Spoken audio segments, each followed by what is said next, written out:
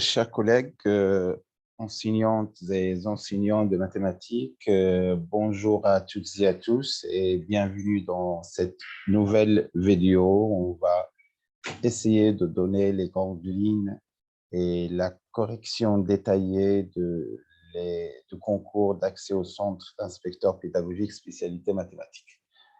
Alors, vous pouvez bien évidemment consulter le livre pour réussir son examen de didactique des mathématiques, pour lire et voir le corriger à tête reposée. Alors, dans cette vidéo, on va voir et on va corriger dans une première partie le concours d'accès au centre d'inspecteur pédagogique, session novembre 2018. Alors, l'objectif est de voir de plus près le champ didactique lexical relatif, et c'est pourquoi j'ai choisi de le présenter en langue française à l'encontre des épreuves d'aptitude au professorat de l'enseignement secondaire, où les choses sont tranchées. D'après la version 2020, c'est tranché, on présente ces concours en langue française. Et donc, l'objectif est de vous donner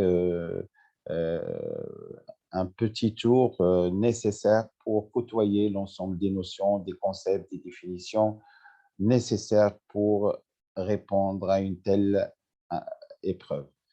Alors, on commence toujours par rappeler les consignes générales.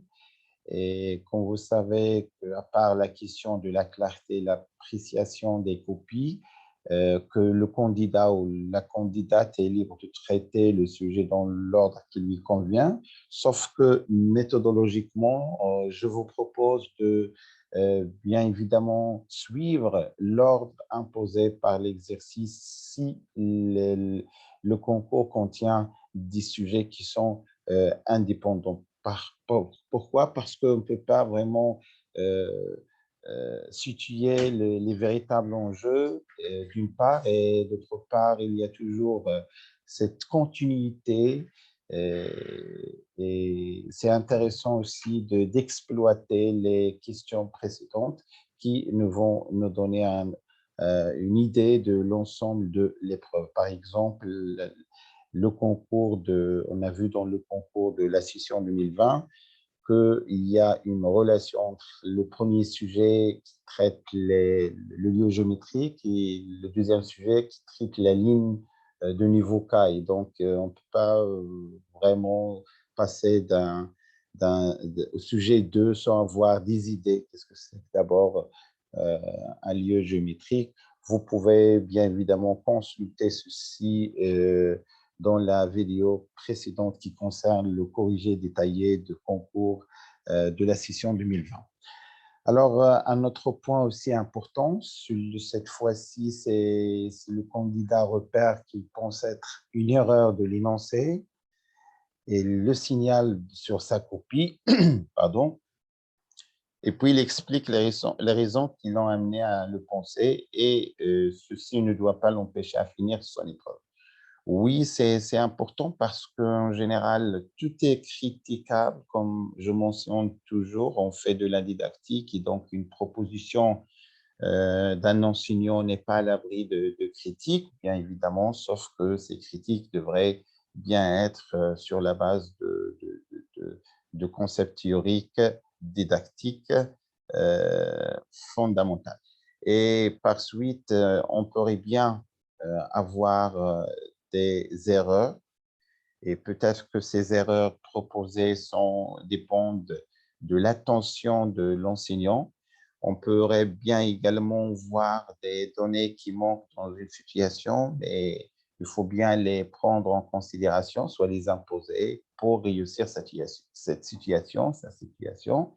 Et on verra bien, par exemple, dans ce sujet même, qu'il y a, qu'il y a un petit manque de quelques données qu'on va les prendre en considération pour réussir la situation. Alors, la proposition, ou bien la situation première, elle est notée sur 4,50 points. elle est la suivante. Donc, je rappelle que cette version, pour cette session, la moitié de l'examen, elle est écrite en arabe, mais depuis 2020, c'est écrit tout entièrement en langue française. Alors, un enseignant a proposé à ses élèves la situation suivante en considérant la figure géométrique suivante avec ABC, un triangle rectangle en B et AE, la droite, est parallèle à la droite BF. Montrer que petit a égale à x sur 1 plus racine carrée de 1 plus x carré, en déduire cette relation, à savoir l'arc tangent de x sur 1 plus 1 sur x carré égale à 1 demi-arc tangent de x pour tout x appartient à R. Et voilà la figure géométrique. Pour le travail demandé au candidat. Alors, tout d'abord, la première question concerne le niveau ciblé par le niveau scolaire ciblé par la situation. Quelles sont les connaissances, entre parenthèses, les savoirs et les habilités nécessaires à la résolution de cette situation. Troisième question, quelles sont les éventuelles erreurs que peuvent entraver l'apprenant en réalisant cette situation.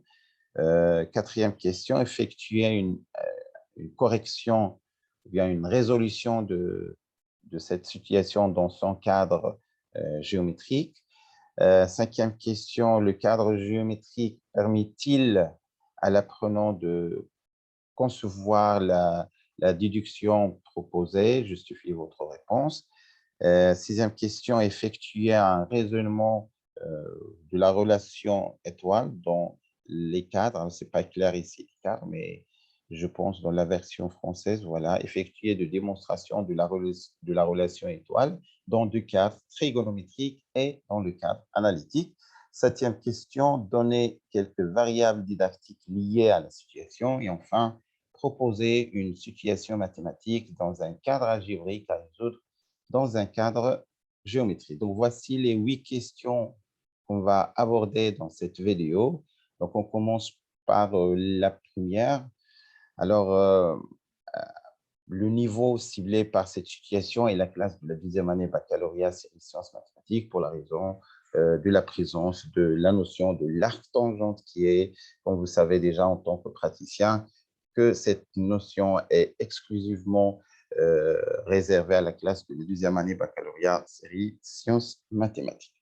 Pour répondre à la deuxième question qui concerne les connaissances, les habilités pour résoudre cette situation, et comme je mentionne toujours, il faut, et on recommande fortement à ce que le candidat doit faire à la main et de manière individuelle, évidemment, la résolution de la situation proposée. On ne pourrait pas effectivement situer ou bien identifier que ce soit les erreurs, les notions, les concepts de base nécessaires à la résolution de cette situation si on ne fait pas la résolution nous-mêmes. Alors, c'est ce que j'ai fait. Donc, je vais commencer par proposer une solution et d'après cette solution, on va bien évidemment identifier le nécessaire, que ce soit en matière de connaissance ou bien en matière d'habilité. Alors, la solution que je vous propose est la suivante. En tout cas, il est demandé dans une autre question. Et attention à cette remarque, à ce petit conseil méthodologique.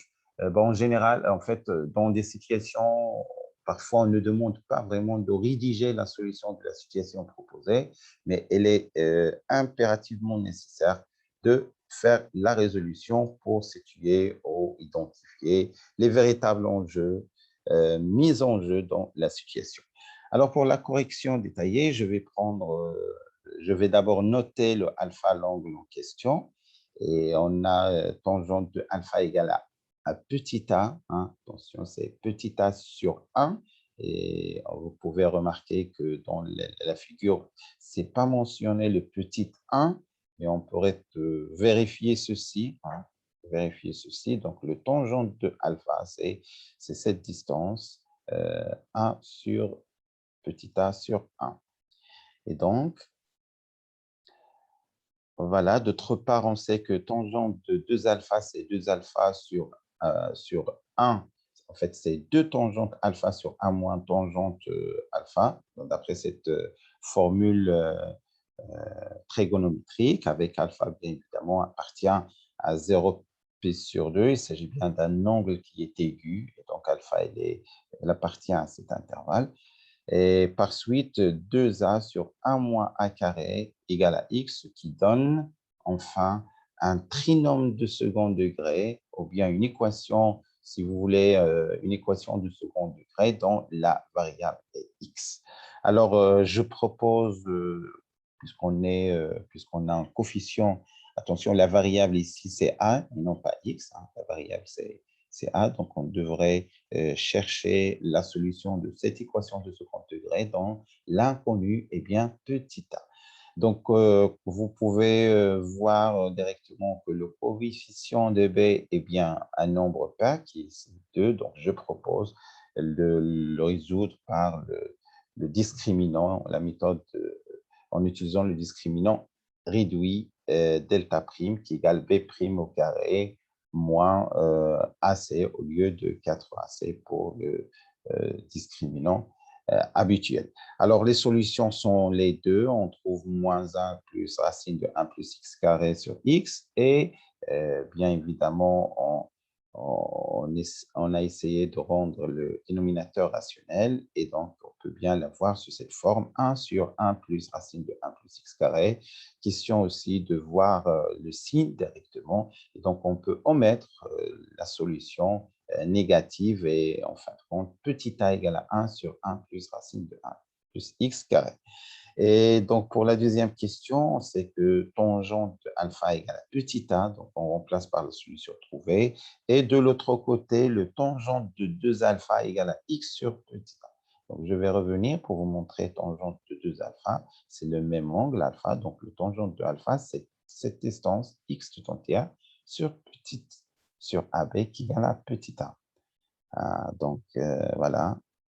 Et on fait égalité en exploitant l'équivalence suivante, tangente y égale à x, est équivalent à y égale à l'arc tangente de x, avec x appartient, pour tout x appartient à r, pour tout y appartient à moins pi sur 2, ce qui est valable pour notre cas. Finalement, on trouve bien que l'arc tangente de x sur 1 plus racine de 1 plus x carré égale à 1 demi sur arc tangente x. Donc, j'ai essayé juste de lire ceci très rapidement, mais vous pouvez voir la rédaction à tête reposée en arrêtant la vidéo une fois que vous estimez nécessaire. Mais pour le moment, mon objectif, avant de d'attaquer les autres questions, de faire le tour de l'exercice, ça c'est très important. Donc voilà, méthodologiquement, on a réussi, on a corrigé l'exercice. Ceci nous a permis, bien sûr, de pointer des savoirs, des habilités, des erreurs qui peuvent contenir une telle situation. Maintenant, je vais revenir pour lister les connaissances. Alors, les connaissances, je cite, c'est savoir utiliser la relation entre la tangente d'un angle aigu et les longueurs de deux côtés d'un triangle rectangle. C'est un résultat, c'est une connaissance bien évidemment si classique que même un élève de la première année tronc commun pourrait savoir. Deuxième savoir, c'est savoir utiliser la définition du théorème de Pythagore, un résultat bien évidemment vu au niveau collégial. Troisième connaissance, savoir utiliser la formule de transformation relative à la fonction tangente. C'est un résultat également vu à la première année baccalauréat. Et enfin, savoir utiliser la définition de la fonction réciproque de la fonction tangente, ce qui est vu exclusivement en deuxième année baccalauréat série sciences mathématiques. Vous pouvez également voir que les connaissances que j'ai listées commencent toujours par le mot savoir, c'est un savoir, oui, et vous pouvez voir dans notre livre comment et pourquoi on préfère de noter ces connaissances toujours par un savoir. Et je pourrais donner une explication, c'est rapide, parce qu'on pourrait avoir un élève qui récite, qui a pris par cœur le théorème de Pythagore, mais il ne sait pas l'appliquer. Ah, donc, le savoir, c'est un résultat qui pourrait être connu par l'élève, mais côté d'application, ça, c'est autre chose. Pour les habilités, alors, les habilités, vous allez voir que ce sont les connaissances qu'on a citées, mais cette fois-ci, on a juste utilisé pour distinguer, comme je viens de dire, qu'il se peut bien qu'un élève sait un résultat, mais l'application, c'est une autre question. Et le savoir appliquer, c'est aussi une autre question. Alors, utiliser les relations entre la tangente d'un angle aigu et les longueurs de deux côtés d'un triangle rectangle. Donc, il faut bien, si on connaît le savoir de la tangente, qu'est-ce que c'est que la tangente? La figure contient deux, trois triangles. Il faut bien spécifier le triangle sur lequel on applique notre relation. Donc, c'est une habilité de l'élève. Utiliser la définition du théorème de Pythagore pour la même raison. Utiliser la formule de transformation relative à la fonction tangente. Alors, on va voir par la suite que pour les erreurs éventuelles, donc ceci posera un problème, cette formule de transformation. Résoudre un trinôme de second degré à une inconnue, ça aussi c'est une habilité. Il peut bien que que l'élève sait résoudre un trinôme de second degré, une équation de second degré à une seule inconnue par la méthode classique delta égale b carré moins 4ac, mais un autre élève plus habile pourrait voir que le coefficient b est un nombre pair et donc penser à utiliser le discriminant réduit. Ce n'est pas la même chose, c'est une habilité. Résoudre un trinôme de second degré à une inconnue en utilisant un discriminant réduit, ce qu'on vient de dire, et savoir faire un choix de la bonne solution parce qu'on a trouvé d'autres solutions et donc il faut bien raisonner laquelle des solutions on va trouver. Vous avez vu lors de la résolution qu'une des solutions elle est négative, elle ne représentera jamais une distance, c'est pourquoi on gardera la solution positive. Utiliser la définition de la fonction arctangente et enfin savoir utiliser les questions précédentes, ça c'est une habilité. Pour la troisième question, quelles sont les difficultés que peuvent entraver l'apprenant au cours de la réalisation de cette situation? Alors, il y a la première qui correspond à l'application correcte de la formule tangente A plus B égale à tangente de A plus tangente B sur 1 moins tangente A tangente B. Donc, en général, les élèves apprennent ceci par cœur et donc, pour cette, il se peut bien qu'un élève a changé de signe sans faire attention. Pour la deuxième difficulté, alors lire l'expression 2a sur 1 moins a carré égale à x en tant qu'équation de second degré. Donc, il faut bien voir l'équation, la regarder comme une équation de second degré dont l'inconnu est la variable petit a et non pas la variable petit x. Et enfin, utiliser à bon escient l'équivalence qui nous permet de passer de la tangente à l'arc tangente, bien évidemment, avec l'ensemble de définitions adéquats précis. Pour la quatrième question, une correction détaillée de cette situation dans le cadre géométrique, c'est ce qu'on a fait, ce qu'on a vu. Donc là, voilà, je vous laisse le soin de la regarder soigneusement à tête reposée. Je passerai également à la cinquième question. Et la question 5, c'était quoi? Alors, la question 5, voilà. Le cadre géométrique installé permet-il de comprendre la déduction imposée? Justifier la réponse. Alors, pour cette cinquième question, l'énoncé de la situation telle qu'elle est proposée et que l'on peut constater n'est pas suffisamment explicite pour appuyer la mise en œuvre d'un raisonnement. Alors, la figure restrictive accompagne le texte de l'énoncé, ne donne pas la mesure de côté à l'autre. C'est ce que j'ai signalé au début, que si le candidat trouve qu'il y a une donnée qui manque ou bien qu'il estime qu'il y a une erreur, il peut la rectifier et travailler avec. Donc, c'est pourquoi, par exemple, cet énoncé ne donne pas la mesure de côté de AB, par exemple, qu'on a pris égal à 1.